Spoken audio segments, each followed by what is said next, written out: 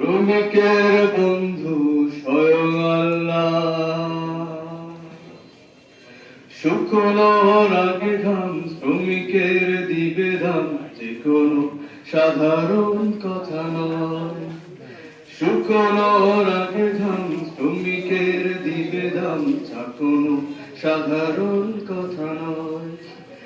বলেছেন প্রিয় নবী, তিনি তো প্রিয় রাসূলুল্লাহ।